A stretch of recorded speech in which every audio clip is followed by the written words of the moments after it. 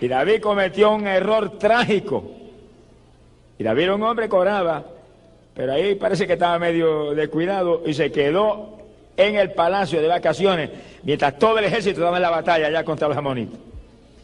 Y dice que un día, y diga esto que es increíble, se levantó de la cama por la tarde, mire qué clase de dormida dio, y entonces se fue arriba al tejado, y allá en el tejado vio una mujer que se estaba bañando en un patio de una casa. Y era una mujer muy hermosa. Y David seguido mandó a preguntar quién era. Y era la mujer de Uría. Y Uría no era cualquier hombre. Era un soldado en el ejército de David, que era uno de los valientes de David. David tenía un grupo de hombres que eran los valientes de David, que daban hasta su vida por el rey. Y uno de esos era Uría. Y ese era el esposo de aquella mujer que se llamaba Batseba. Y David, en sus vacaciones, parece que lo único que había hecho era dormir, se le había olvidado orar. Mandó a buscar la mujer y fueron los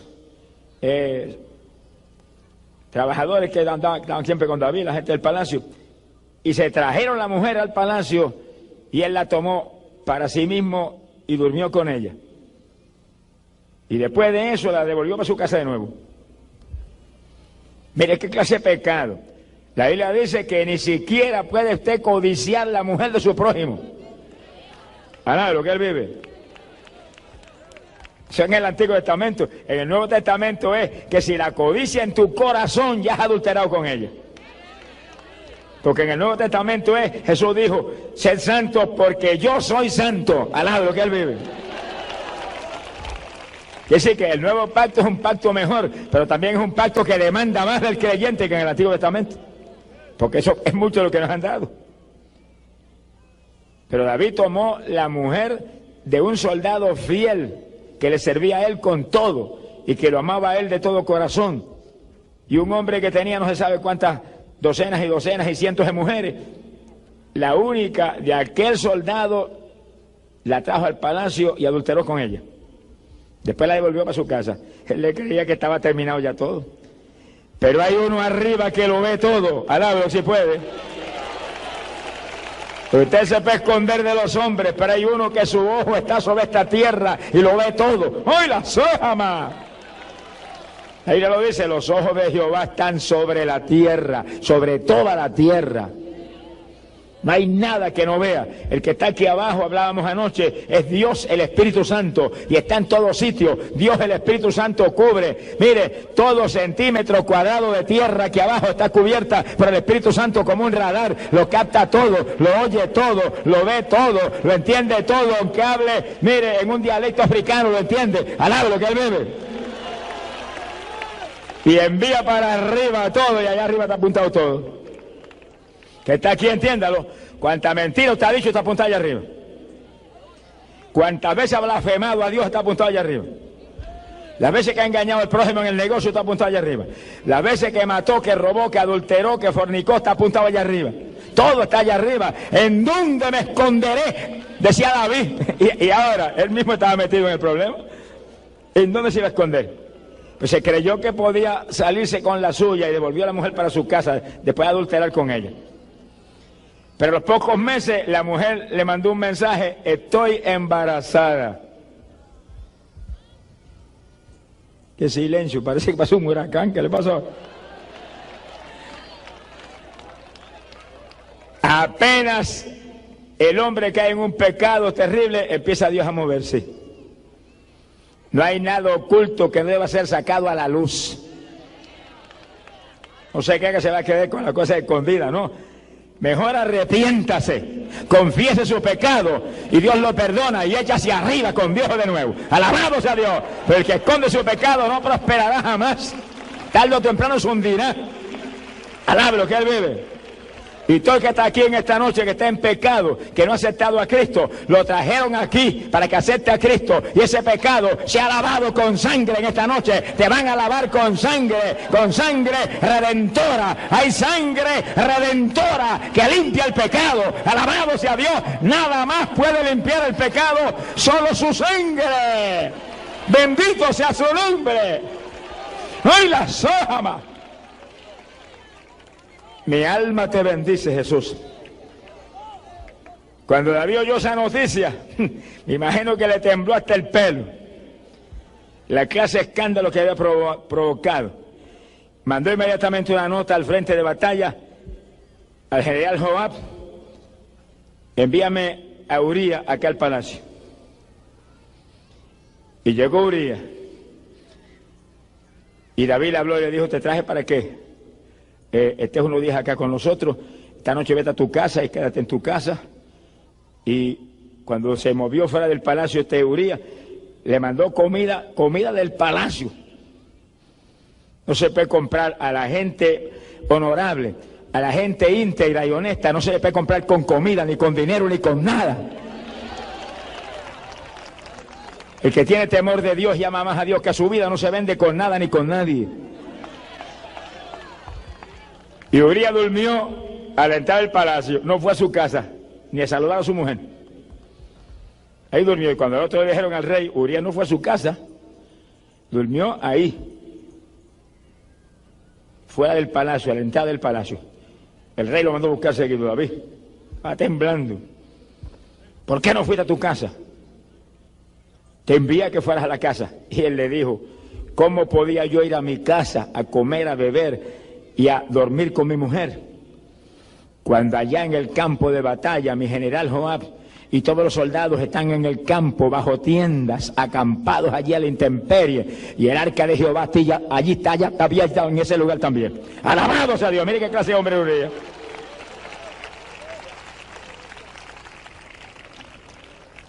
Yo no me explico cómo en ese momento David no se avergonzó y confesó su pecado y salió del asunto. Dice que lo invitó entonces a comer, le dio comida de todo tipo y lo emborrachó, le dio tanto vino que lo emborrachó. Y borracho salió Uría y se quedó frente al palacio y no fue a su casa tampoco. Ni borracho lo pudo el diablo hacer caer en su tentación. Alabro que él vive. Ahí se quedó frente al palacio. Cuando David vio que no había forma, hizo una carta para Joab, selló la carta y se la dio al propio Uría. Llévale esta carta a Joab, el general del ejército. Cuando llegó la carta decía: Joab, ponga a Urías en el frente de batalla, en el lugar de más peligro, y abandónenlo para que lo maten. Qué terrible. David, un hombre conforme al corazón de Dios, un ungido de Dios, rey de Israel, lleno del Espíritu Santo. Mire lo que cuesta descuidarse en la parte espiritual. De vacaciones en el tejado de la casa, durmiendo hasta por la tarde. Todavía hay hombres de Dios que hacen lo mismo hoy en día. Y evangélicos que duermen hasta las 9 de la mañana. Acabe de despertar, despierte de ese sueño, levántate de ese sueño, despierta tú que duermes, levántate, la luz de Cristo te iluminará. Alabado sea Dios. Aquí hay que estar en comunión con Dios, aquí hay que madrugar a orar. Sonríe si no sea vago, alaba lo que el Señor le ama. Hay que madrugar a orar, estamos en días postreros, estamos en días finales, son los días más peligrosos que jamás se ha vivido. Hay que estar buscando a Dios con todo. En cualquier momento suena una trompeta y volamos. Los que están preparados se van, los vagos se quedan. Alabado sea Dios. Este es el camino de perezoso, este es el camino de valiente. El reino de los cielos hace fuerte, los valientes lo arrebatan. Esfuérzate y sé valiente. Dice el Señor que yo estoy contigo, Él está contigo. Pero tienes que esforzarte, tienes que ser valiente, tienes que dar la batalla, tienes que buscar a Dios de todo corazón. Alabado sea Jesús. ¡Ay, la sojama! Cuando David tenía que estar con su ejército frente a la batalla, estaba en el palacio de vacaciones. Le costó caro ese error infantil. Ahí está provocando un crimen ahora donde el responsable era él. Llegó a la carta a Joab. Joab parece que no estaba muy en el espíritu tampoco. Y Joab lanzó un ataque contra la ciudad y acercó el ejército a la ciudad. Él sabía que ese no era una forma muy inteligente de actuar, pero lo hizo. Y ahí bien al frente estaba Uría. Y cuando los flecheros dispararon, mataron a Uría. Tan responsable del crimen era David, que lo mandó a matar, como Joab, que se confabuló con él y también permitió el crimen. Porque la Biblia dice que usted no sea partícipe ni consentidor del pecado, que usted proteste abiertamente contra el pecado y no se venda con nadie, no se venda con nadie, que los vendidos no entran al reino de los cielos. ¡Alabado sea Dios! ¡Bendito sea Jesús! Jehová debía haber devuelto la carta a David y decirle: usted deje las vacaciones y véngase usted y póngalo usted al frente si quiere que lo maten. Yo no voy a participar de ese crimen. Pero Jehová seguido se confabuló con el rey, puso al frente a Urías y lo mataron. Uno de los valientes de David, hombre íntegro que amaba a David con todo su corazón, asesinado en una forma tan vil como esa. Joab escribió carta, y ahí fue una carta para atrás al rey. Rey, nos acercamos a la ciudad, hubo un combate muy violento, algunos del pueblo cayeron y Urías el Eteo murió en la batalla. Y David le mandó una carta de consuelo a Jehová, de consuelo. No te preocupes por el asunto ese, que tú sabes que la espada una y otra vez corta vidas y reclama víctimas. No había que preocuparse porque habían asesinado a un hombre. Entre los dos, alaba lo que Dios le ama. Sea bendito el Señor Jesucristo.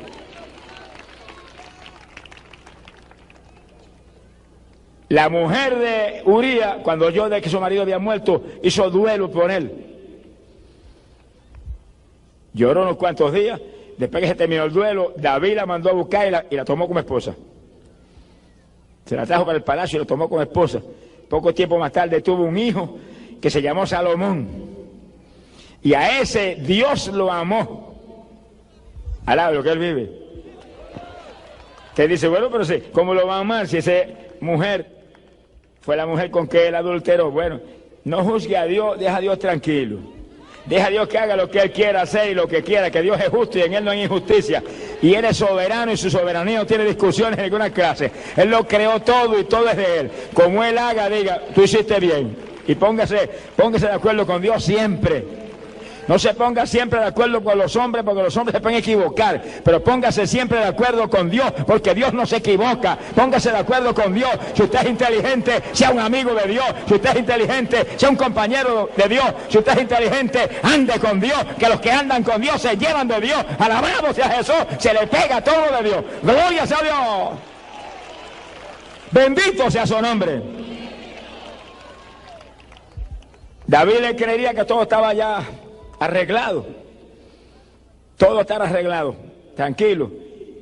Tenía la mujer acá en su palacio, la tomó como mujer para él. Urías se había muerto ya, no había más problema. Pero de pronto apareció el profeta Natán, alaba lo que él vive, que no vendía el mensaje con nadie, ni con el rey ni con nadie. Y todo el que está aquí que predica no vende el mensaje con nadie, ni con el rey ni con nadie, ni con la reina ni con nadie, ni con el pueblo ni con nadie. El mensaje, lo que Dios le dé, predíquelo. Predíquelo en amor de Dios, predíquelo en amor de Dios, predíquelo pensando que las almas se salven, que la gente sea edificada y bendecida, pero predique lo que Dios le dé. ¡Alabado sea Dios! ¡Ay, poder Jesús! Y el profeta Natán le dijo: David, hay dos hombres, uno muy rico y uno muy pobre. El rico tiene muchas vacas y muchas ovejas. El pobre tiene solamente una corderita que él la crió y la criaron arriba en la casa. Ellos de su propia mano le daban el alimento, la tenían como una hija, tanto que la querían. De pronto al rico le llegó un invitado y él tenía que alimentarlo. Y no tomó ninguna de las vacas ni las ovejas de su rebaño. Se fue y tomó la corderita del pobre y mató la corderita y se la dio de alimento al hospedado. Y David se puso en pie irritado, se puso furioso y dijo: ese hombre merece la muerte. Tráiganlo inmediatamente al capítulo para que devuelva 4 veces el daño que le hizo ese hombre. Y Natán le dijo: ese hombre eres tú. Sonríase, que el Señor le ama. ¡Ay, Samaya, Sama! Hay hombres de Dios que no le tienen miedo al rey, ni le tienen miedo a nadie, porque el que tiene a Dios no le tiene miedo a nadie. El que tiene a Dios habla la palabra con confianza, con libertad, pero asegurándose que está hablando de arriba, no de lo que él le incumba, de arriba. en la cara, me parece que señaló con el dedo a David, ese hombre eres tú, cabezón, al lado, lo que el Señor le llama. David tembló de arriba abajo, tembló de arriba abajo. Y el profeta le dijo, y ese hijo que nació de ese adulterio morirá sin remedio. Sea bendito el Señor Jesucristo. El profeta se fue. Y David se metió en ayuno. Bueno, David tuvo un descuido. Fue un descuido. Esas vacaciones le costaron cara. Esas dormidas hasta por la tarde le costaron cara. Pero David era un hombre que oraba 3 veces al día. Pues si usted ora 3 veces al día, como oró David y como oraba Daniel, no se descuide en ese asunto, mantenga eso. Aquí hay que mantener la consagración. No es de vez en cuando tomar unas vacaciones y dejar de orar 4 o 5 días. Ahí es donde el diablo te va a meter el golpe. Porque cuando se descuida uno espiritualmente 1 día, 2 días o 3, desciende espiritualmente. Y los que estamos en el Señor tenemos que estar muy alerta y muy despiertos. Cuando usted vea que llega un momento que usted no ora con la profundidad que oraba antes, ni con la libertad que oraba antes, ni en la unción que oraba antes, apártese solo con Dios 2 o 3 días. Apártese solo con el Señor 2 o 3 días, hasta que sienta otra vez el fuego, hasta que sienta otra vez la unción, sienta la bendición, sienta el espíritu de oración otra vez. Antes de que el diablo te agarre y te parta por el medio, vuelva a la profundidad espiritual que tienes que andar. ¡Alabado sea Dios! ¡Ay, la sojama! Y David en su vida normal oraba 3 veces al día, por la mañana, por la tarde y al mediodía, y clamaba a Dios con todo y ayunaba continuamente. Mira, un descuido, lo que le costó un descuido. Unas vacaciones de ese tipo de consagración. Pues ahora cuando vio que el profeta le dijo, el niño morirá, y el niño se enfermó, apenas el profeta se fue, se enfermó el nene. Y cuando David vio el niño enfermo, proclamó ayuno y se tiró al piso. Y ni comía ni bebía, orando y llorando sin cesar en el suelo. Y algunos de sus siervos trataron de hacer que se levantara y ni los miró, ni los atendió, ni los escuchó ahí.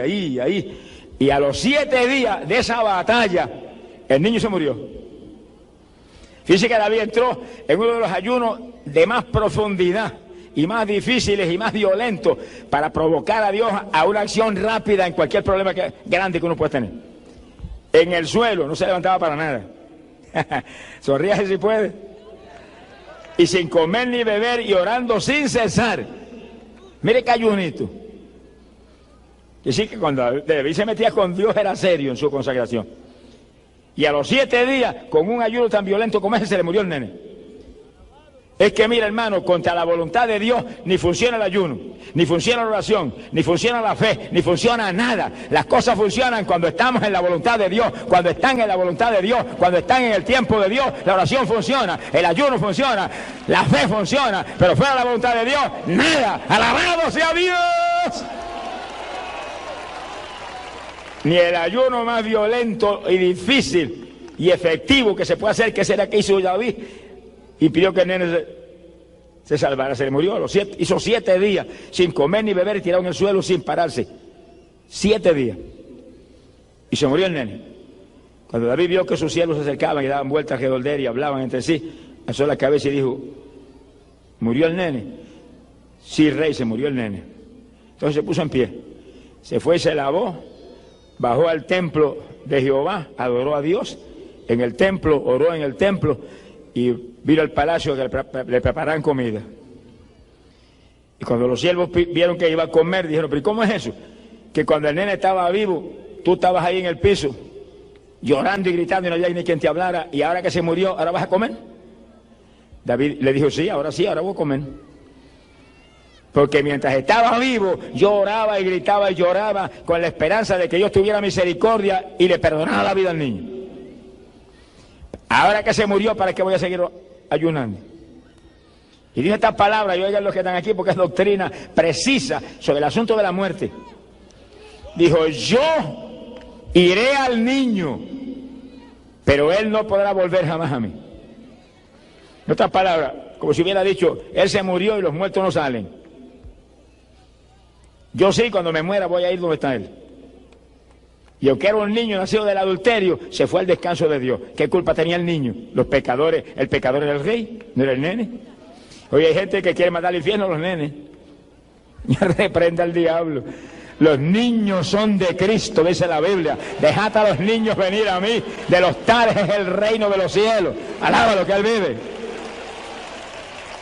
Y nosotros, el Señor dijo, ustedes tienen que ser como los niños si quieren entrar en el reino de Dios. O sea, inocentes, puros, limpios, que no guardamos rencor a nadie.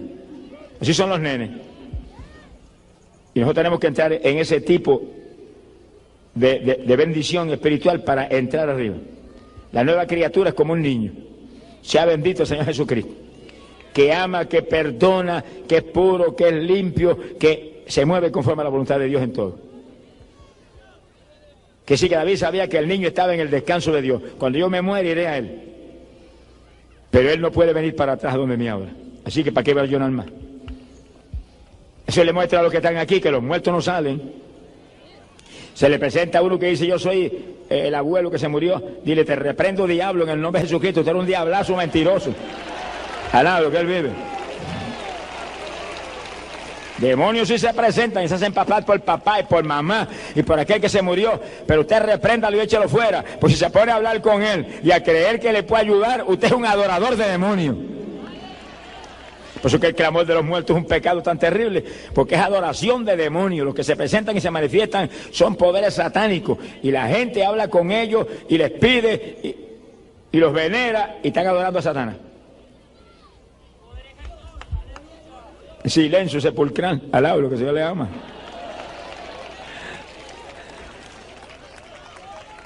No se puede invocar muertos. Cristo dijo, invocarán mi nombre y yo les responderé. Dijo, y todo el que invocare mi nombre será salvo. Hay un viviente, hay uno que resucitó de entre los muertos. Cristo Jesús, el Hijo de Dios, que murió por ti, murió por mí. Pero al tercer día, óigalo, al tercer día se levantó de entre los muertos para dar vida a los que creen en su nombre. Gloria sea a Dios, sea un adorador de Cristo Jesús, el Cristo vivo.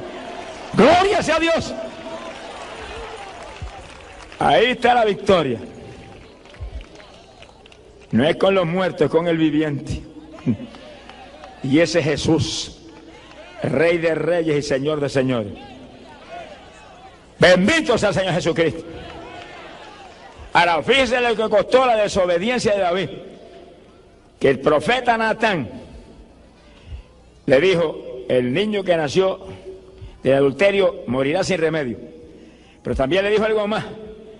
Le dijo, pero tú hiciste morir a Urías, lo mataste con el cuchillo de los amonitas. O sea que los de Amón disparaban la flecha y mataron a Urías, pero el que impulsó todo eso fue David. Tú lo mataste con el cuchillo de Amón. Por eso la espada no se apartará de tu palacio, ni de tu familia, ni de tu gente. Uno de sus hijos amados, Absalón, se lo mató. El mismo Joab, el jefe del ejército, lo mató. La muerte estuvo siempre ahí. Le dijo, y tú lo hiciste, lo que tú hiciste a la escondida, yo lo voy a hacer a la luz y que lo vea todo el mundo. Le quitaste a la mujer Urías, la única que tenía, cuando tú tenías un ejército de mujeres.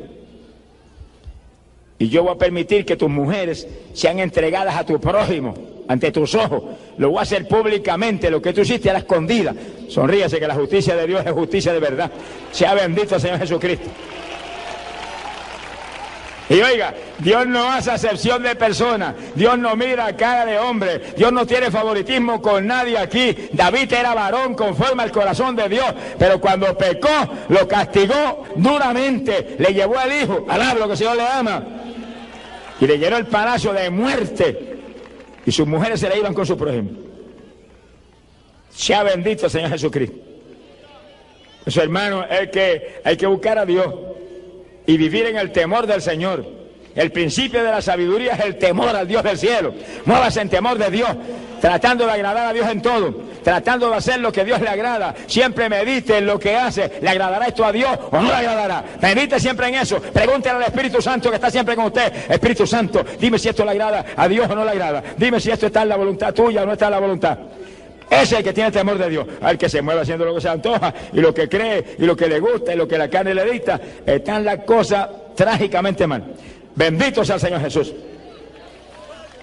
Amigo querido, en esta noche usted está aquí porque Dios lo trajo aquí a salvarlo. Amigo amado, usted está aquí, está en pecado, está perdido, pero Dios te ama, Dios te ama, Dios te creó para que tú seas de Él. Sálvate en esta noche, amigo. Venga a Cristo, venga a Cristo. Mira que la paga del pecado es muerte, muerte en condenación. Pero hay un regalo de Dios para ti en esta noche. Hay un regalo de Dios, vida eterna en Cristo Jesús, Señor nuestro. Alabado sea Dios.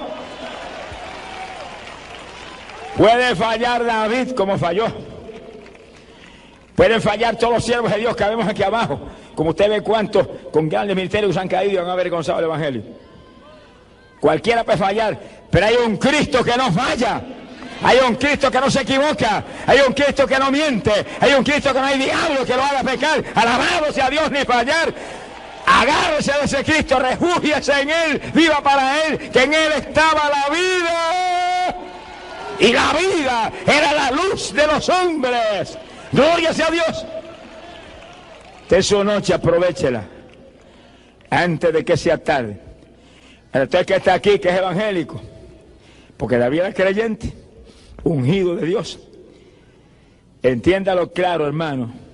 Entiéndalo claro. Las desobediencias cuestan cara. Era la desobediencia de David tan terrible. Robarle la mujer a un soldado fiel como era Urías, cuando él tenía un ejército de mujeres en el palacio. Y después provocar la muerte de aquel hombre, un crimen. Pero mire lo que le costó la desobediencia. Lo que le costó esa desobediencia, Dios lo perdonó. Y el profeta Natán se lo dijo, Dios perdonó tu pecado. Pero el castigo que le vino fue severo y terrible. La espada no se apartará de tu casa nunca. A todas tus mujeres se las entregará a tu prójimo, para vergüenza tuya pública. Quiere decir que viene el castigo cuando hay pecados como esos, que se hacen no porque el hombre no tuvo voluntad, no, que ahí, con toda intención, provocaron un crimen y planearlo. Vienen castigos terribles como el que vino para David. Por eso, hermano, hay que estar agarrado de Dios y reclamándole a Dios, ayúdame. Y reclamando al Espíritu Santo, que es el que da la fortaleza y hace todo, fortaléceme. No permita que yo te falle, no permita que yo te ofenda, no permita que yo vaya en ninguna forma a contristarte al Espíritu Santo, que yo no vaya a ofender a mi Jesús, yo no vaya a manchar esa sangre que Él derramó en la cruz por mí. Ahí clamando, suplicando, ayúdame, dame fuerza, que yo no te falle, yo no lo haga, yo no vaya a pecar. Antes de que yo peque, antes de que avergüence tu obra, llévame para el cielo. Alabado sea Dios, tenga valor.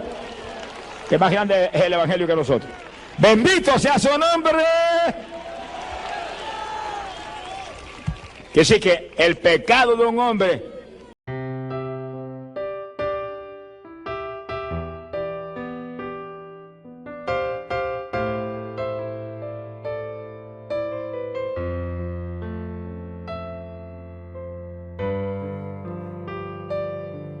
when my heart is heavier,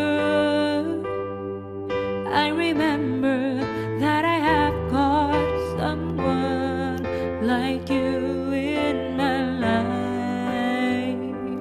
A single day is nothing without you. I hope that my sunshine always be with me.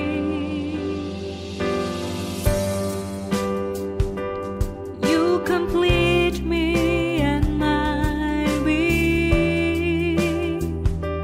Your smile captivates my heart.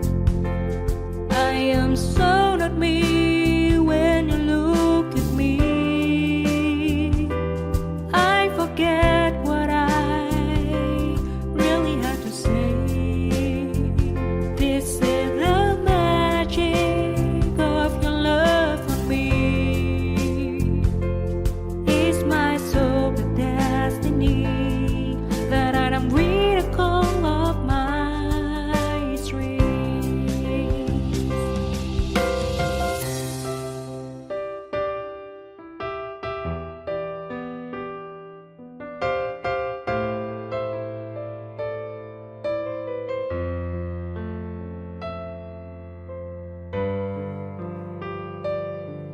when my heart is heavier.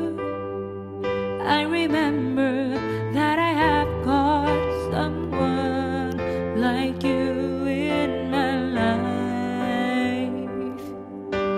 single day is nothing without you. I hope that my sunshine will always be with me.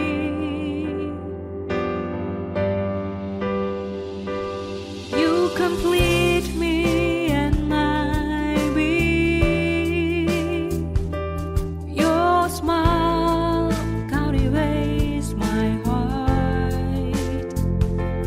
I am so not me when you look at me. I forget what I really had to say. This is the magic of your love for me. It's my soul the destiny that I am miracle of my dreams. You complete me and my being. Your smile captivates my heart. I am so not me when you look at me. I forget what I really had to say. This is the magic of your love for me. It's my soul the destiny that I am miracle of my dreams.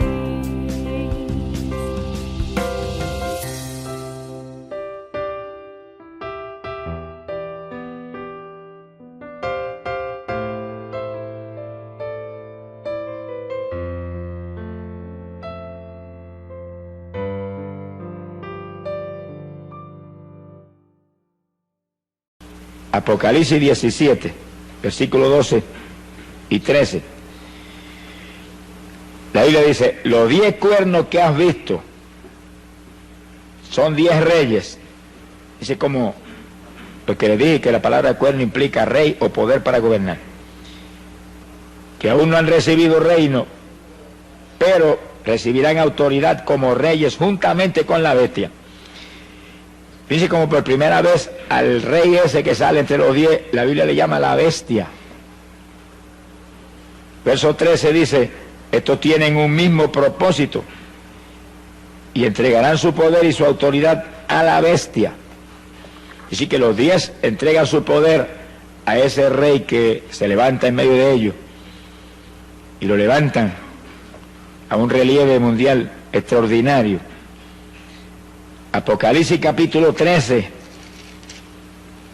vuelve y habla de ese hombre terrible que tomará dominio de esos 10 reinos que salen del imperio que antes se llamaba Roma. Y Apocalipsis 13, verso 2, dice, el dragón le dio su poder y su trono y grande autoridad. Así que el diablo es el que está metido en el asunto y le pasa todo su poder a ese hombre. Y el verso 3, al final del versículo, dice, se maravilló toda la tierra en pos de la bestia. Es decir, que aunque él tiene 10 reinos ahí, que surgen de donde estaba antes Roma, no pierdan eso de la mente. Aunque ahí que está el epicentro de su gobierno, dice que toda la tierra se maravilló y se fue en pos de la bestia. Así que ahí caerán en el lazo todos los países, Estados Unidos, Rusia y países de todos lugares, la China, etcétera.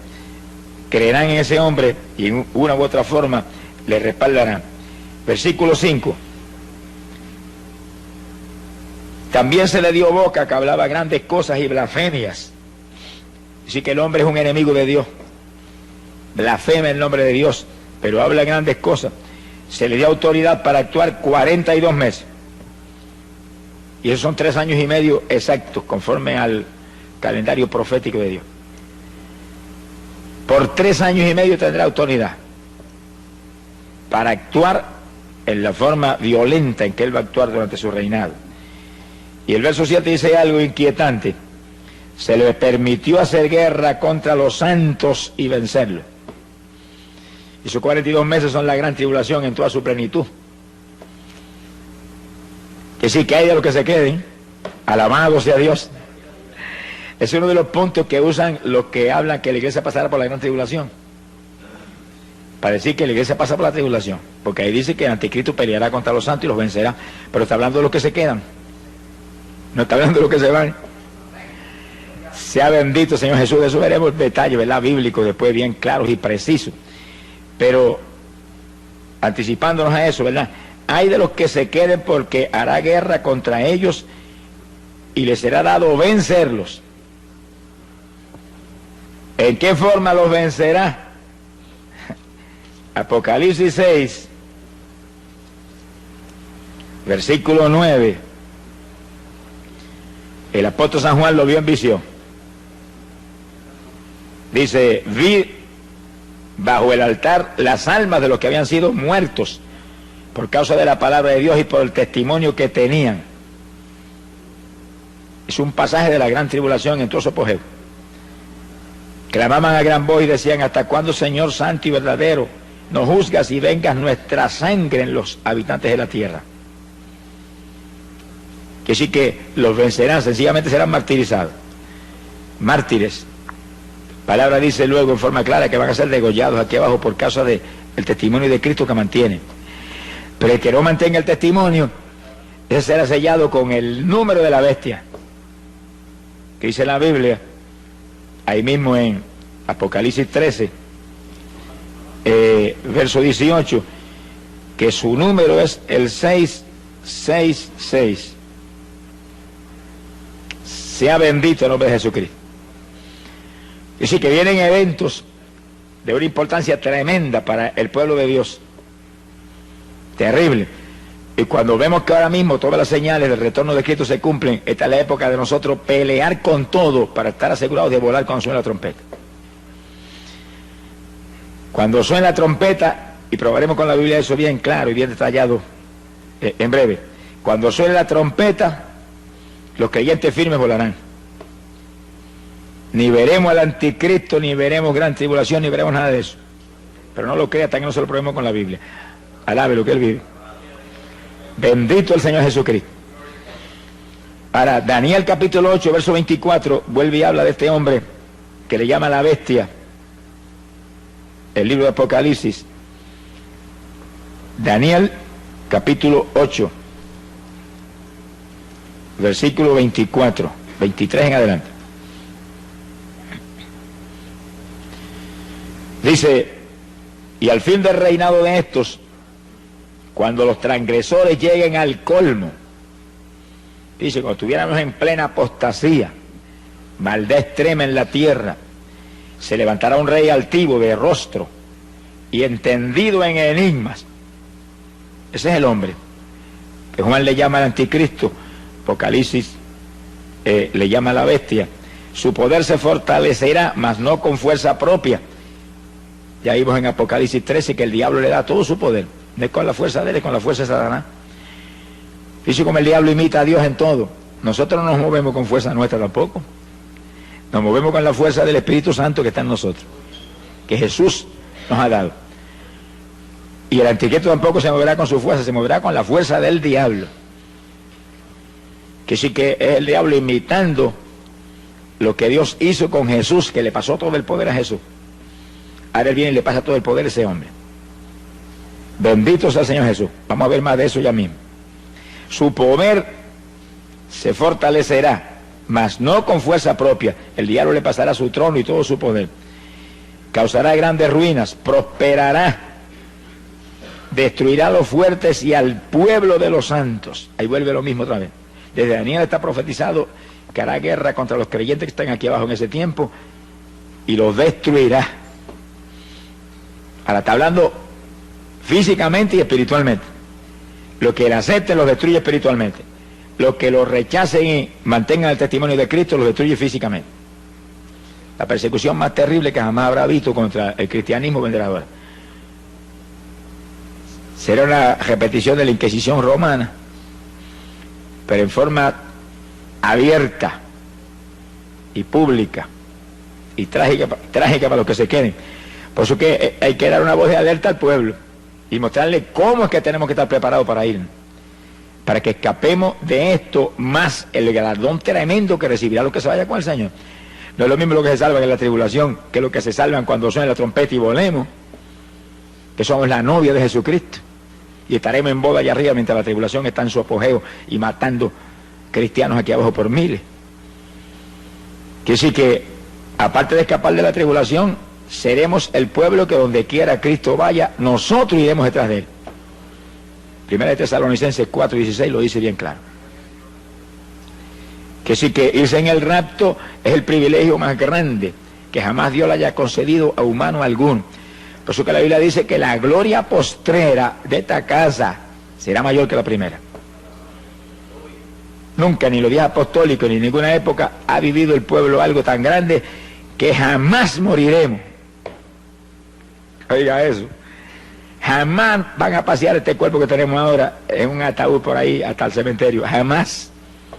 Jamás la muerte va a tener el privilegio de meternos el aguijón y hacer que esto deje de respirar. Se ha glorificado el nombre de Dios. Y el privilegio de en un segundo recibir un cuerpo igualito que tiene Jesucristo. Bueno, es grande lo que Dios nos ofrece. Si perdemos esa bendición, somos los más necios de los seres humanos. Sonríese, que el Señor le ama. Pero la Biblia dice que es lo que hay que hacer. Si no lo hacemos, es cuestión nuestra. Dios siempre dice lo que hay que hacer. Luego usted tiene un libre albedrío y yo también. Si queremos hacer otra cosa, pues allá nosotros. Pero si hacemos lo que Él dijo, escaparemos y no veremos nada de esto que estamos hablando ahora. Sea bendito el Señor Jesucristo. 42 meses, son 3 años y medio, ahí es la gran tribulación. Cuando todo el poder de ese hombre satánico se va a desencadenar sobre la tierra. Y viene tercera guerra mundial en esos días. Y viene terremoto mundial en esos días. Y plagas y hambre y granizo como jamás se ha visto. Por eso fue que Cristo dijo que si no acortare esos días, ninguna carne sería salva. Esos días pondrán en peligro la vida de toda la población del mundo. Lluvia radioactiva que caerá. Ahora, el Señor va a intervenir a tiempo para que haya sobrevivientes. Y esos sobrevivientes se añadirán al reinado de Cristo que se establecerá. Pero con cuerpo como este, olvídese, aquí lo grande es la novia de Jesucristo.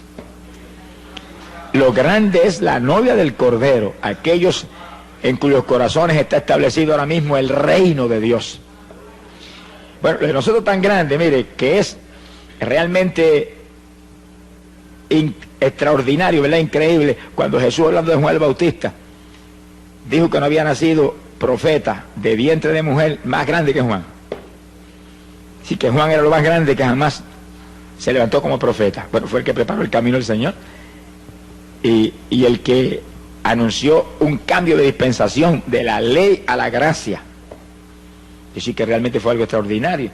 Sin embargo, Jesús dijo estas palabras tan inquietantes: pero el más pequeño en el reino de los cielos es más grande que Juan. Todos los que están aquí lavados en la sangre ahora mismo, llenos del Espíritu Santo, viviendo en santidad, son más grandes que Juan. Alabe lo que él vive. Bueno, eso es extraordinario, pero fue lo que Jesús dijo. En el reino de los cielos, el más pequeñito es más grande que Juan. Juan nunca tuvo lo que tenemos nosotros. Ser novia de Jesús, esposa de Jesús. Él era el amigo del Señor. Pero más grande es la esposa que el amigo. Alabe lo que él vive. Porque la esposa es una sola carne con el esposo. Somos el cuerpo de Jesús. Somos un solo espíritu con Jesús. Somos el cuerpo de Jesucristo aquí abajo. Jamás nadie en el Antiguo Testamento tuvo ese privilegio. Nadie de la edad apostólica para acá es que tenemos esa maravilla. Y sin embargo, ¿cuántos se lo dejan robar del diablo? ¿Cuántos evangélicos usted ve que ahí andando ahí, ajastándose ahí? En una vida cristiana superficial. ¿Cuántos que predicaban, ministraban, se fueron atrás? Están ahí hecho un escombro. Qué terrible. Cuando tenemos algo tan grande, ¿por qué luchar? Y usted ve la gente inconversa cómo se matan por conseguir una profesión encomiable, ser un gran profesor de universidad, o un gran arquitecto, o un doctor en medicina, y se revientan años estudiando y se amanecen por las noches. Y nosotros, ¿cuánto más debemos hacer nosotros por ser esposa de Jesús por la eternidad? con un cuerpo igualito al de Él, igualitos a Él, seremos semejantes a Él cuando suene la trompeta. ¿Cuánto más debemos luchar? Sin embargo, tengo casos evangélicos hoy que si van a la iglesia el domingo por la mañana es mucho. Y otros que cuando se le antoja se ponen de pie y se van y sin acabarse el culto siguen andando. Ninguno de esos indisciplinados entrará, hermano. Sea bendito el Señor Jesucristo. Esto es un ejército. Y esto es un ejército en el cual tiene que haber disciplina mayor que ningún ejército de la tierra. Porque este es el ejército de Jesucristo. Este es el ejército que va a acabar con la Tercera Guerra Mundial. Y va a establecer un reino de paz aquí abajo. Imagínense qué disciplina tiene que haber. Los disciplinados volaremos. Alabe lo que Él le ama. Hay poder en Jesucristo. Ahora, cuando el anticristo tome esos 10 reinos, fíjense que esos 10 reinos salen del territorio donde estaba Roma, donde vio la bestia esa espantosa Daniel. De ahí sale esos 10 reinos, ahí se establecerán y ahí los tomará el anticristo. Y surgirá el 7º imperio mundial. Vamos a explicar eso bien claro. Daniel vio 4 imperios mundiales: Babilonia, Media Persia, Grecia y Roma, 4. Pero antes de esos 4 había habido 2: Egipto y Asiria. Egipto, donde estuvo José y el que después esclavizó a los hijos de Israel, y Asiria, el que se llevó cautivo a los hijos de Israel por su desobediencia, y Dios permitió que se los llevaran en cautiverio. Que sí que hasta Roma ha habido 6 imperios mundiales. Tiene que levantarse un 7º, porque en el 7 que Dios termina sus obras. El 7 es el número de plenitud. El 7 es el número donde Dios termina sus obras. Y ese 7º imperio mundial está a punto de establecerse. Y si estamos bien en los últimos días, y si Cristo está a punto de levantar su iglesia, eso tiene que estar prácticamente hecho ahora. Si no, ¿cuándo es que va a levantar el Señor su iglesia? Por eso es que no hablamos con teoría, tenemos que hablar con pruebas bíblicas ahí, claras, precisas.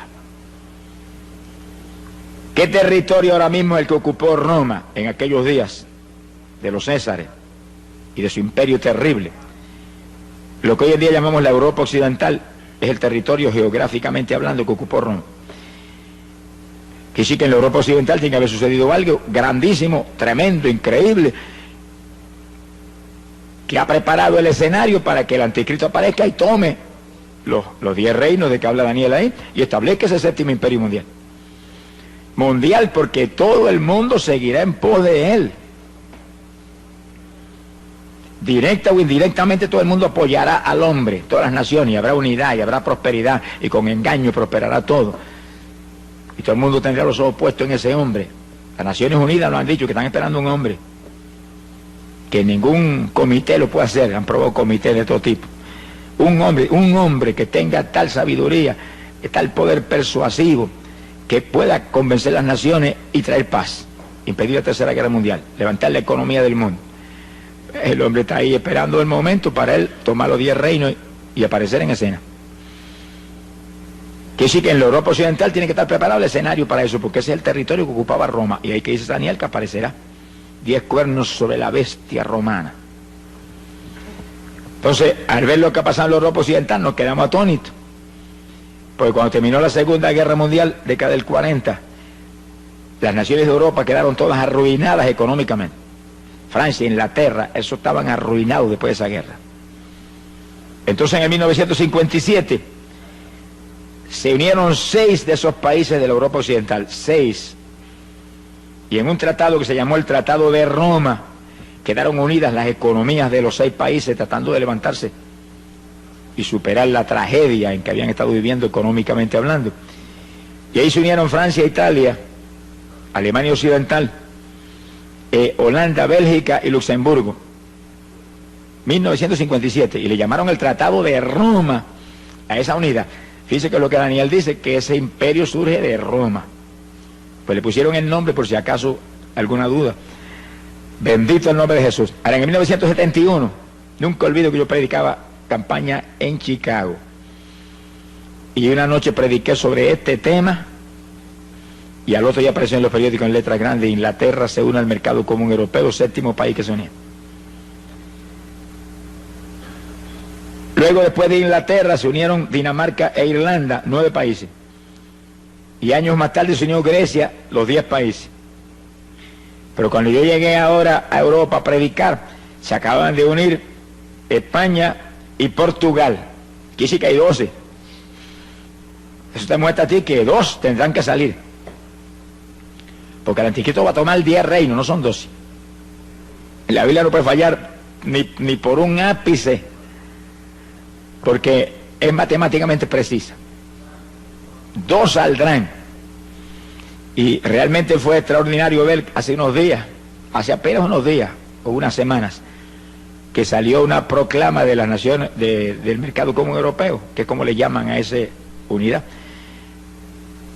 que estaban muy decididos a sacar 2 naciones fuera, porque la economía del mercado no estaba a lo alta que ellos creen que debe estar. Pero ahora mismo, en esos que están unidos, hay más de 330 millones de personas unidos, como si fueran prácticamente un solo pueblo. Pronto, dicen ellos, que van a quitar las fronteras, y entonces una persona pasará de un país a otro sin enseñar ni papeles ni nada, porque no va a haber frontera. Serán un solo imperio, un solo reino, y pondrán un sistema monetario común. Entonces eso está ahí ya determinado.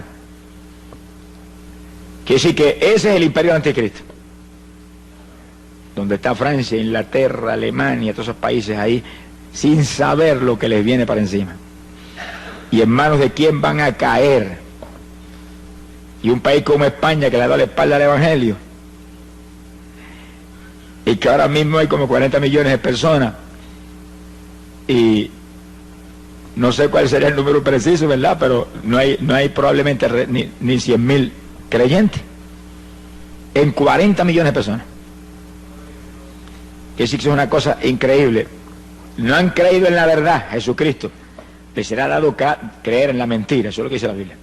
Cuando venga el anticristo, lo agarrarán como el Mesías que viene del diablo. Sea bendito el nombre de Jesús. Que sí que el ambiente está preparado, solamente que el hombre venga y agarre los 10 reinos y establezca ese gobierno, y entonces sus actuaciones, su sabiduría, su sagacidad, todo su movimiento convencerán a las naciones que ese es el hombre que hay que ayudar y apoyar y seguir para que haya paz y se acabe la inflación y se acaben todas las tragedias que enfrentan las naciones hoy en día. Bendito el nombre de Jesucristo. Ahora, viendo nosotros un cumplimiento profético tan terrible como es ante nuestros ojos, ¿cuál tiene que ser la reacción nuestra? Bueno, lo que dijo el profeta Jeremías, que son palabras que quedaron escritas ahí y están en pie hoy para la iglesia del Señor como nunca antes. Jeremías capítulo 6, verso 16. Dijo: paraos en los caminos y mirad. Hay muchos caminos aquí abajo, muchas rutas, muchos senderos. Hay que pararse y mirar para todos lados, aquel, el otro. Y preguntar por la senda antigua. ¿Cuál es el buen camino? Y seguirlo, y hallaréis reposo para vuestras almas. Que sí, que en la época de decidirse, toda la humanidad tiene que pararse, detenerse un momentito de todas sus inquietudes y sus preocupaciones terrenales y materiales, y preguntar cuál es la senda antigua, cuál es el buen camino, cuál es el único camino. Y cuando le digan el único camino es Cristo Jesús, sígalo, alabado sea Dios. Pero aquí no es que yo lo recomiende ni que yo crea que ese es, no, es que él mismo lo dijo, Juan 14:6, yo soy el camino. Un camino. Esas palabras quedaron metidas en el corazón de los cristianos apostólicos, hasta el punto que le llamaban los del camino. Es la única ruta, esa es la senda antigua, pero no como lo quiero no tomar, no, como lo tomó la iglesia apostólica. Un camino saturado de amor hacia los demás hermanos, de unidad entre el pueblo de Dios, un camino saturado de poder, un camino saturado de santidad, un camino saturado de oración, un camino saturado de ayuno. La iglesia apostólica no hacía nada sino de congregación y ayuno. Léalo en Hechos capítulo 13, cuando fueron a mandar a Bernabé y a Pablo, estaban todos en ayuno clamando hasta que el Espíritu habló y dijo: estos dos son los que he separado para esta obra. Esa es la senda antigua, hay que volver a esa senda. Cuando el Pentecostés empezó en Puerto Rico, empezó en esa senda. Y los primeros pentecostales aquí tenían una fe sobrenatural, dependían de Dios para todo. Se enfermaba la vaca, oraban a la vaca y se sanaba la vaca. Se ha glorificado el nombre de Dios. Vigilaban continuamente, oraban y ayunaban, había santidad a toda profundidad. Era todo el mundo lleno del Espíritu Santo. Hoy en día eso ha descendido no se sabe cuántos metros espirituales. Y diga ese pentecostal que usted va y no sabe si es pentecostal o qué es. Porque de mirar por fuera, ya uno sabe que algo raro ha pasado, algo rarísimo ha pasado. Alabado sea Dios. Pero el llamado es, vuelve a las primeras obras, vuelve al primer amor. No que apartes el primer amor, porque si te aparta el primer amor, dice la Biblia, estás caído. Hay que arrepentirse y volver a las primeras obras. Jesús no ha cambiado. Si Él no ha cambiado, la iglesia no puede haber cambiado tampoco. Si Él no ha cambiado, el Espíritu Santo no ha cambiado. Que es su emisario grande aquí abajo. Nada ha cambiado. Lo que ha cambiado son la gente. Las denominaciones, las religiones, son las que han cambiado. Se han modernizado, han dañado el Evangelio. Alabado sea Dios. Pero nosotros, hermanos, hagámonos más primitivos cada día, aunque nos digan ridículos, aunque nos digan fanáticos, aunque les digan lo que les dé la gana. Pero ese pueblo fanático, ridículo, lleno del poder de Dios, es el pueblo que se va con el Señor cuando suena la trompeta. ¡Alabado sea Dios! Esa es la novia de Jesús. No me diga a mí que cristianos mundanos se dan cuando el Señor dice en su palabra que no podemos establecer yugos desiguales. Y Él va a establecer yugos desiguales. Él que es espiritual y santo, con creyentes mundanos saturados de cuanta basura hay aquí abajo. Ni en sueños. No son parte del cuerpo. Bendito sea Dios. Tenemos que ser como Él. La Biblia lo dice, los discípulos serían semejantes a Él. Él lo dijo, ser santo porque yo soy santo. Y luego dijo algo más, que es una inquietud terrible, ser perfecto como mi Padre Celestial es perfecto.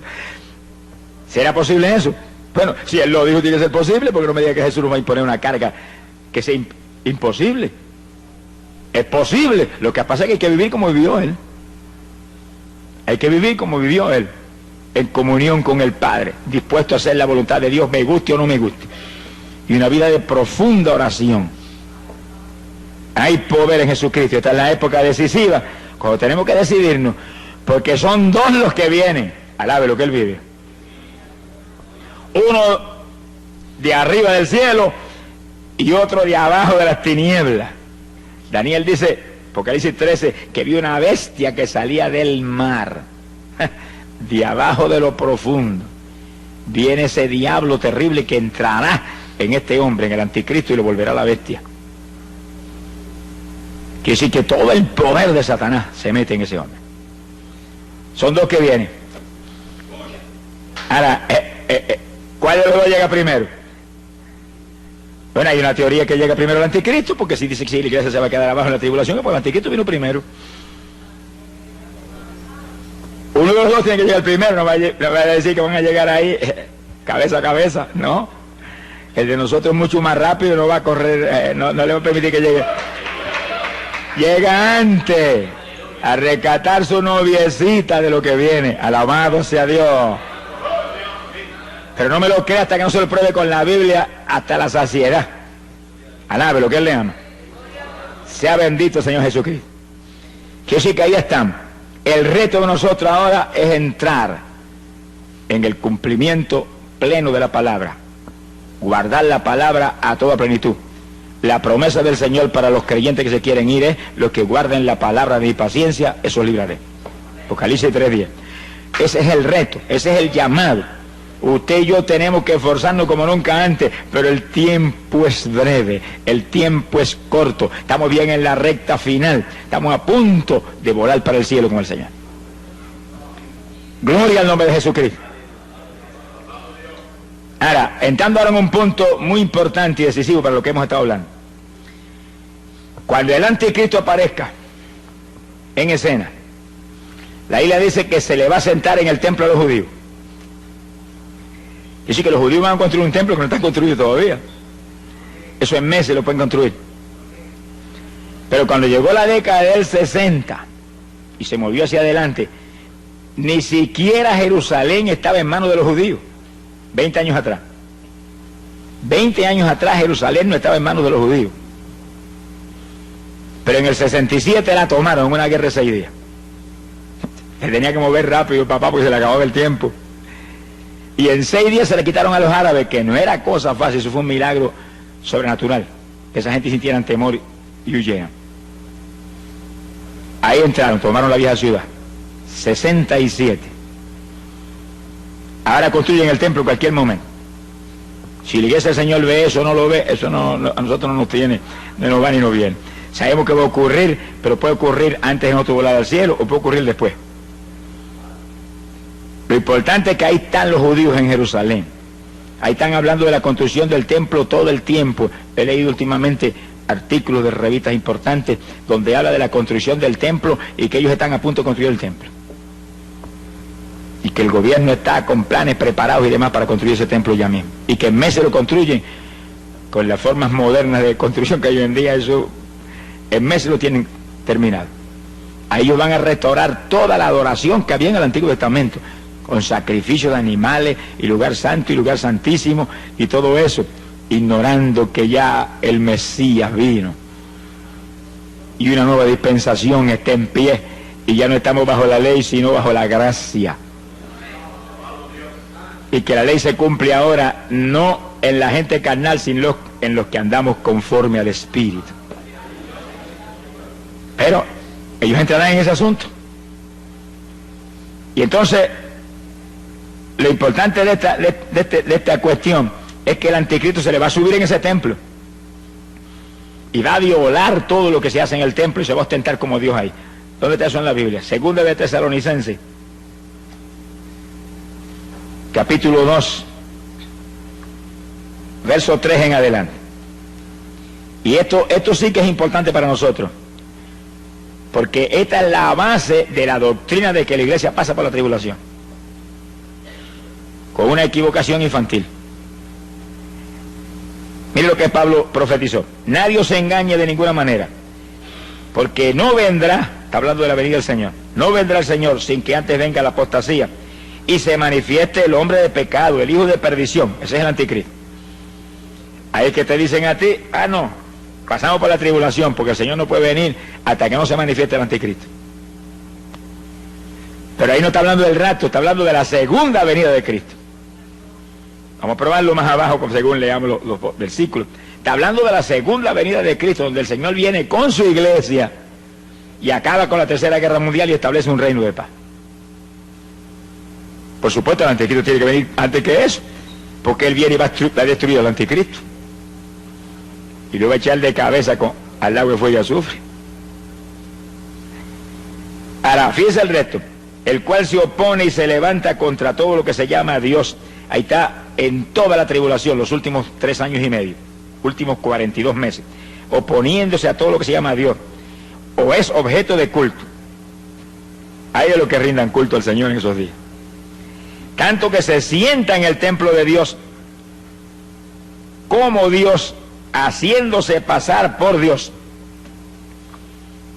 Ahí le suspende los ritos a los judíos, se le sienta en el templo y dice: aquí soy yo Dios, y se ostenta como Dios, y se forma el escándalo grande que lanza a la tierra a la gran tribulación. El gran pacificador se declara ahora como lo que es la bestia, Satanás encarnado. Mi alma te alaba, Jesús. Dice que el diablo imita a Dios en una forma tan profunda que en esos días levanta una trinidad: Satanás como Dios el Padre, que le da todo su poder al anticristo, su hijo espiritual satánico humano, y le da su trono, todo, igualito que Dios con Jesús. Y entonces aparece un falso profeta, que es el que va a estar al lado del anticristo, que es el que hace todas las obras, y levanta una estatua. Apocalipsis 13 habla de eso, y esa estatua tiene un poder tan terrible que la misma estatua mata a aquellos que no la adoran. Ahora no es una estatua ahora muerta con ojos que no ve como las actuales. Es una estatua animada. ¿Qué clase de demonio habrá dentro de la estatua? Imagínense. Y sí, eso es una idolatría terrible, adorando al anticristo a través de esa estatua. Pero el falso profeta es el que hace las obras, como ahora. Ahora el que hace las obras es el Espíritu Santo, que no se mueve para nada si no es en el nombre de Jesucristo. Y el falso profeta no se mueve para nada, sino es en el nombre del anticristo. Es una trinidad diabólica. El diablo, el anticristo y el falso profeta. Imitando la trinidad de nuestro Dios. Mire que hasta el diablo sabe que Dios es una trinidad y la gente que abajo no lo sabe. Sonríase que el Señor le ama. Y gente que se burla y dice, eso es un Dios con 3 cabezas. Señor, reprenda al diablo. Y a ellos también. Alabado sea Dios. Es un solo Dios que se manifiesta en 3 divinas personas. Pero lo dice la Biblia, los tres una sola cosa son, un solo Dios. Jesús es la única forma visible de Dios. Dios el Hijo.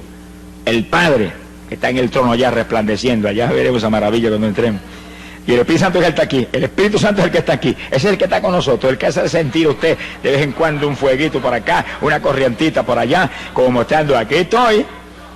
Ese es el que hace que Jesús sea una realidad en medio de su iglesia. Que se cumpla lo que Jesús prometió. Estoy con vosotros todos los días de vuestra vida. Por medio de la persona del Espíritu Santo. Me voy, pero enviaré un consolador, dijo. No dejaré huérfano. Volveré a vosotros. Quiere decir que Él separa su persona de la del Espíritu Santo como 2 personas distintas y de pronto los une como una sola cosa. Porque así es la Trinidad. Una de las comparaciones más claras para entender la Trinidad es un triángulo. Un triángulo es una sola figura, pero tiene 3 ángulos, ángulo A, ángulo B y ángulo C. Un ángulo está ahí, el otro acá, el otro acá. Son 3 ángulos distintos. El A es A y el B es B y el C es C, pero forman una sola figura. Esa es la Trinidad. 3 personas, Dios el Padre, Dios el Hijo, Dios el Espíritu Santo, pero un solo Dios. Sea bendito el nombre de Jesucristo. Y el diablo lo sabe. Muchas religiones no lo saben, pero el diablo lo sabe. Y como él imita todo, en todo imita a Dios, establece una trinidad en esos días. Y él se pone ahí como el Dios el Padre. Y el anticristo como Dios el Hijo. Y el falso profeta como Dios el Espíritu Santo. Sea bendito Señor Jesucristo. Se le sentará arriba en el trono, en el templo a los judíos. Suspenderá los sacrificios y todos los ritos del Antiguo Testamento que se estarán practicando ahí. Acabará con todo eso. Ahora, ¿cómo el anticristo tiene, diría usted, tanta familiaridad con los judíos? ¿De dónde viene eso? Bueno, está profetizado desde Isaías 28, verso 15. Isaías 28, 15.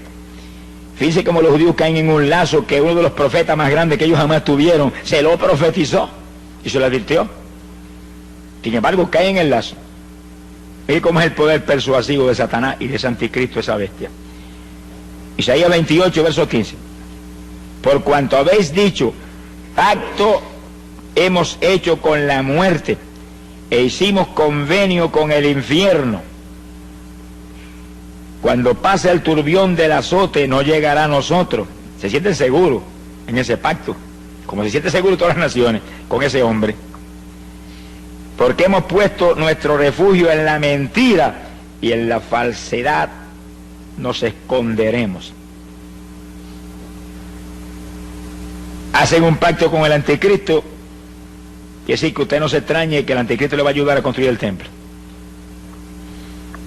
en el cual se sienten respaldados por ese hombre y bajo esa protección. Cuando Jesús vino lo rechazaron. Ahora viene el diablo y ese lo acepta. Se cumple la palabra que como se negaron a creer en la verdad, Dios permite que crean en la mentira. Que sí que todavía le queda a los judíos parte del juicio que empezó hace casi 2000 años, le queda el cumplimiento final terrible en los días que vienen. Sea bendito Señor Jesucristo. Quiere decir que ese pacto estará ahí en pie. Y en los primeros 3 años y medio de ese pacto, el anticristo cumplirá el pacto. Vamos a verlo en la Biblia. Vamos a verlo ahí clarito. Daniel capítulo 9, verso 27. Ahora pueden ver esto en forma bien matemáticamente precisa. Por otra semana, es una semana de años, 7 años.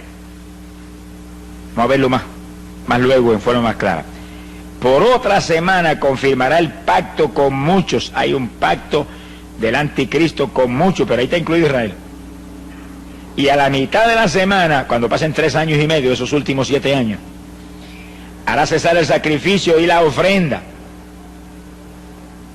Después, con la muchedumbre de las abominaciones, vendrá el desolador hasta que venga la consumación. Pero fíjese que Pablo nos explica, que lo dijimos en 2 Tesalonicenses, que es lo que hace. Hace cesar el sacrificio y la ofrenda, pero se le sube en el templo y se sienta ahí y dice que él es Dios, que a él es que hay que adorarlo. Que se acabaron los ritos y se acabaron los sacrificios animales, que a él es que hay que sacrificarle ahora. Es a Jehová. Dice que el pacto que él hace con los judíos es, como dice Isaías, es un convenio con la mentira y un pacto con la muerte, con el infierno, con el engaño. Se ha glorificado el nombre de Dios. Pero fíjese que ahí habla de una semana específica. Ahora, ese es un punto decisivo. ¿Qué semana es esa? Son los últimos 7 años de esta dispensación. Los últimos 7 años de esta edad. Ahora, en Daniel capítulo 9, verso 24, tenemos que entender esto para poder entender ese punto. Daniel habla de 70 semanas determinadas para su pueblo. Esos son 490 años, son 70 semanas de años. Multiplique 70 por 7 y son 490 años. De esos 490 años, desde que restauraron a Jerusalén, reconstruyó Esdras a Jerusalén hasta la muerte de Cristo en la cruz, pasaron 69 de esa semana, 483 años. Quedaron 7 fuera. ¿Cuándo esos 7 aparecerían? Ahí lo dice en el versículo 27.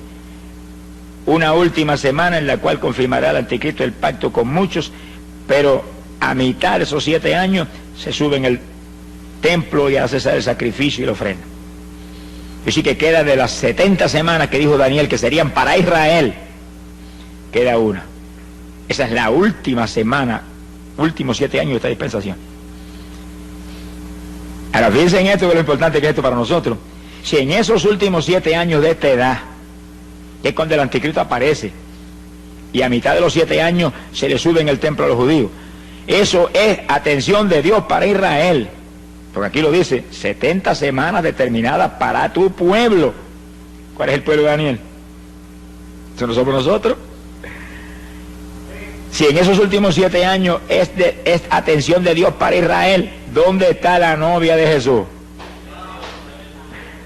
De boda, alabe lo que él vive. De boda. Y la Biblia dice que las bodas no son aquí abajo, porque Apocalipsis 19 dice que las bodas son en el cielo. Y decir, por eso tenemos una seguridad absoluta de que cuando el anticristo aparezca, no estamos aquí, porque ahí comienzan los últimos 7 años. Ya hemos volado y nos fuimos. La atención de Dios ahora es totalmente, exclusivamente para la novia de su Hijo, la iglesia. ¿Y qué dice la Biblia? En los últimos días derramaré mi espíritu sobre toda carne. Mire cómo es la atención de Dios ahora. Derramamiento del espíritu para que nuestros hijos y nuestras hijas profeticen, nuestros jóvenes tengan visiones, los viejitos tengan sueños, y siervos y siervas, unción nueva del espíritu para profetizar. Profecías, sueños, visiones, ¿sobre qué? Sobre los últimos días. Cristo viene, está a punto el Señor de venir, mire, están cumplidas las señales, todo esto está hecho ya. Y todos los detalles ahí, nosotros hablando de eso. No hay otra conversación ahora nada más que esa. La venida del Señor, la venida del Señor. Está a punto el Señor de levantar su pueblo. Y cuando volvemos nosotros para arriba, entonces la atención de Dios volverá otra vez sobre Israel. 7 años que completarán las 70 semanas de años que Daniel profetizó hace más de 2500 años. Sea bendito el nombre de Jesucristo. Que sí, que el asunto es matemáticamente claro, pero para que sea todavía más claro, volvamos a 2 de Tesalonicenses, capítulo 2, ahora en el verso 6. Y Pablo dice: y ahora vosotros sabéis lo que lo detiene, lo que impide que se manifieste el anticristo ahora mismo, a fin de que a su debido tiempo se manifieste, porque ya está en acción el ministerio de la iniquidad, solo que hay quien al presente lo detiene, Alguien ahora mismo impide que Él se manifieste y aparezca ahí, tome esos 10 reinos y comience. Resurja el séptimo imperio mundial. Fíjense que el séptimo imperio mundial es un resurgimiento de Roma, una resurrección del viejo imperio romano. Son los 10 cuernos que estaban sobre la bestia, que es el séptimo imperio mundial, que es Roma. Como si resurgiera Roma con todo su poderío militar y toda su ira contra los creyentes del Evangelio, que en los días de los Césares los tiraban a los leones en el Coliseo. Ahora los van a degollar. Mi alma te alaba, Jesús. Verso 7. Porque ya está en acción el misterio de la iniquidad, solo que hay quien al presente lo detiene, hasta que Él a su vez se ha quitado de en medio. Ese que lo detiene ahora va a ser quitado. Y entonces, verso 8, se manifestará el inicuo. Hasta que no se ha quitado el que impide ahora, no se puede manifestar. Y si cuando suene la trompeta, y arrebatados en nubes volemos hacia el aire al encuentro del Señor, ahí el anticristo se sonreirá y dirá, ahora yo puedo aparecer. Ahora voy yo, ahora soy yo el principal personaje en la tierra. ¿Y por qué no se puede manifestar mientras la iglesia del Señor está aquí abajo? Porque la iglesia del Señor, y yo no estoy hablando de todos los evangélicos que existen hoy en día, porque eso no es.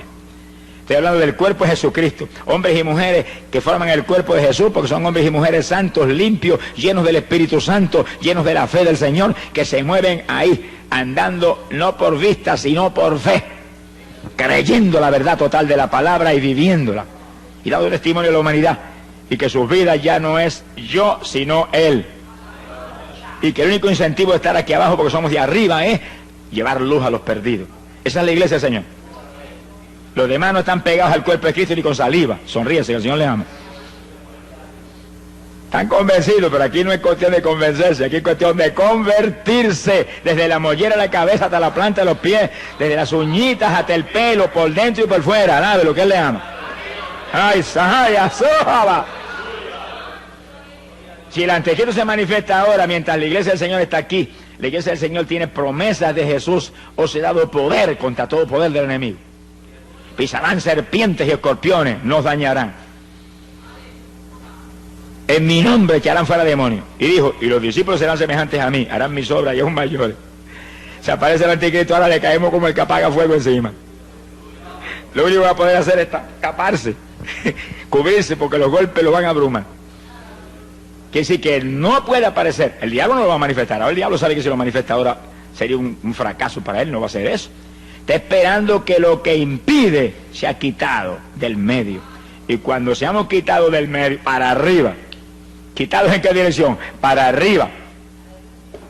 ¿Quitados en qué forma? Arrebatados en nubes hacia el aire, al encuentro del Señor. ¿Quitados en qué forma? En un segundo, en un abrir de ojos. Los cuerpos corruptibles transformados en cuerpos incorruptibles, los cuerpos mortales en cuerpos inmortales, o como Pablo dice en la carta a los Filipenses, esperamos a nuestro Señor Jesucristo, el cual transformará este cuerpo de vergüenza nuestra en cuerpo semejante al de la gloria suya. Mira el clase de poder que hay en Dios, por eso que el que dude de Dios, hermano, está frito. Está liquidado. Si en un segundo, Dios va a transformar este cuerpo, desde el más mínimo pelito que tenga usted, hasta las uñas que tenga abajo, en cuerpo de gloria, en un segundo. Pablo dice, en un abrir de ojos. Hay traducciones que dicen, un abrir y cejar de ojos, ¿es lo mismo? Abrir los ojos tiene que haberlo cejado primero. Es una cosa que no tiene sentido. Usted prueba que vea, haga así, un segundo. En un segundo esto queda transformado en cuerpo inmortal, como el de Jesús. Entonces, ¿qué cosa será difícil para Dios? Si es un milagro como es en un segundo, a nada de lo que Él vive. ¿Qué es entonces un cáncer para Dios? ¿Qué es entonces el AIDS para Dios? ¿Qué es entonces bautizar con el Espíritu Santo un creyente? Nada, todos son pequeñeces al lado de ese milagrote. Transformarnos en algo igualito a Jesús en un segundo. Pues eso es lo que va a hacer. No solamente con nosotros, sino con los muertos que resuciten y se levanten de los sepulcros, que se van a levantar no en el cuerpo que murió María, ni en el cuerpo que murió Pedro, no, en el cuerpo de gloria también. Sea bendito el Señor Jesucristo. Que sí que cuando ese pueblo lleno del fuego de Dios, fuego ha venido a traer a la tierra, Dios, cuánto desee que ya esté encendido. Mire bien que los que se van son creyentes encendidos, creyentes apagados no se van, cristianos tibios no se van, son creyentes encendidos, son antorchas encendidas que se mueven alumbrando las tinieblas a los pecadores. De lo que usted tiene, usted puede dar, pero de lo que no tiene, no puede dar. Pedro, al tullido en la puerta de Moza, dijo: de lo que tengo, eso te doy. Que tenía poder de Dios para decirle: levántate y anda en el nombre de Jesucristo. Pero de lo que no tiene, no te puede dar. Creyentes apagados, ¿a quién le van a dar luz? Ellos son los que necesitan luz. Sea bendito el Señor Jesucristo. Que sí, que lo que se van son antorchas encendidas, creyentes llenos del Espíritu Santo, creyentes que alumbran a los pecadores aquí abajo, creyentes que no dan testimonio a nadie. Mire, hermano, ni en sueños se van. Y esa es la plaga más grande que hay aquí abajo hoy en día en el pueblo evangélico, que montones de ellos no le dan testimonio a nadie. Sencillamente se han conformado con ser miembros de una congregación. Eso es parte del evangelio. No apartarse de la congregación como algunos tienen por costumbre, porque la congregación, la iglesia y su pastor es el cuartel general de batalla donde se le entrena para ir afuera a quitarle las propiedades al diablo. Pero si después que está ahí, sentadito ahí, gozándose en las cosas del Señor, y Dios lo ha bautizado con el Espíritu, ahí se conforma y no hace nada, no le da testimonio a nadie, en pocos días usted lo ve que seguido desciende espiritualmente. Ya está más tranquilo, más conforme. Esas gentes se quedarán. Vamos a probarlo con la Biblia ya mismo. Sonríase, que el Señor le ama. Alabado sea Dios. Hay poder en Jesucristo. Quiere decir que, ¿cuándo aparecerá el anticristo? Eso sí lo podemos hablar claro, ahí sin alternativa. Porque ¿cuándo es el rapto? Ahí sí hay que cuidarse.